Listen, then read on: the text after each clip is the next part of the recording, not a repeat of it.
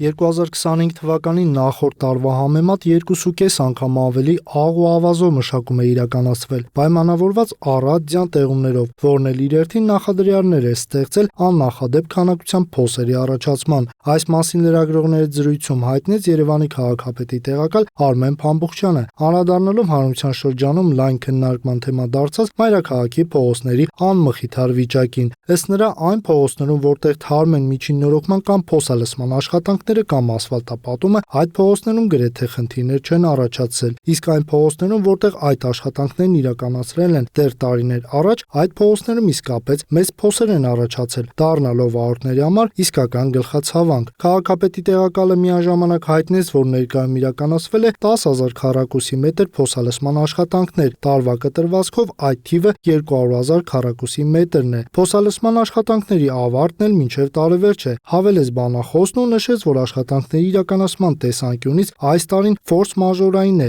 երբևէ փետրվարին փոսալսման կամ միջին նորոգման աշխատանքներ չեն կատարվել։ Ֆորս մաժորային իրավիճակում, որը որ մենք ունեցանք, կրկնում եմ, եղանակային պայմաններից ելնելով, առատձյան հետևանքով եւ նաեւ մեծ քանակի աղ ու ավազով մշակման հետևանքով մենք ուղղակի խնդրանքի կարգով մեկ շինարար կարողացել է վերակառուցել իր գործարանը աշխատացնել, որտեղ որ մյուս շինարարները իրենից օգտվում են ասֆալտ գնելով եւ եթե չեմ սխալվում 2 օր առաջ նոր երկրորդ գործարանն է սկսել գործել, այսինքն մենք իրականության մեջ գործել ենք ֆորս մաժորային իրավիճակում եւ տվել ենք հրատապ լուծումներ, որպեսզի կարողանանք դուրս գալ այս իրավիճակից։ Երկրորդային փողոցներում եւ բակերում իրականացվող փոսալսման եւ միջին նորոգման աշխատանքներն իրականացնում են թաղապետարանները, ասաց քաղաքապետի տեղակալը, անդրադառնալով հենց այդ հատվածներում կատարված ու կատարվող աշխատանքների հետ կապված բողոքներին։ Բանն այն է, որ երկրորդային փողոցներում բակերը դեռևս չեն մաքրվել ձյան ծածկույթի հալման համար օգտագործված ավազահողից։ Հիմա էլ դրան է գումարվել փոսերը լցված հողը, որը թեթև քամու դեպքում անգամ վեր է բարձրանում, առաջացնելով փոշու մեծ ամպ։ Փոսալսման աշխատանքների ժամանակ դա մաքրվում է եւ արդեն մեկ այլ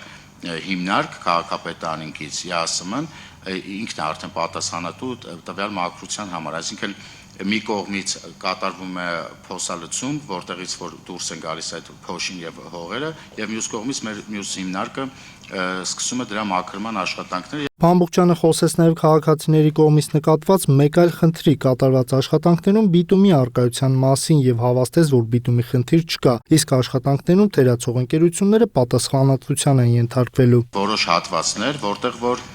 շինարարը ոչ պատշաճ է մոտենում եւ ունենք դեպքեր, հենց մասնավորապես այսօր մեր շինբարեկարգման վարչության աշխատակիցների կողմից այսօր երեկոյան պարզել են, որ Վարդանանց փողոցում օրինակ փոսալցումը կատարվել է առանց բիտումի, հայտնում եմ ձեզ բոլորիդ, որ այդ ասֆալտը քանդվելու է եւ ամբողջությամբ շինարարի հաշվին, այսինքն քաղաքապետարանը այդտեղ գումար չի ծախսելու եւ պետք է ստանան այն փոսալցումը, որը որ նախատեսված է թե ավականու որոշումներով եւ թե մեր ընթացակ կարգերով։ Քաղաքապետի տեղակալ Արմեն Փամբուխչյանը եզրափակելով իր խոսքը նշեց, որ արդեն 2026 թվականին մայրաքաղաքում ասֆալտապատման միջին նորոգման համար նախատեսված է տրամադրել 1.7 միլիարդ, իսկ փոսային աշխատանքների համար 1.1 միլիարդ դրամ։ 2026 թվականին միջին նորոգման աշխատանքներ են կատարվելու Գարեգին Նժդեի փողոցում, Տիգրան Մեծ պողոտայում, Ագաթ Հանգեգոս, Դեմիրճյան, Եղվարդի Խճուղի, Արամ Խաչատրյան եւ Վիկտոր Համբարձումյան փողոցներում։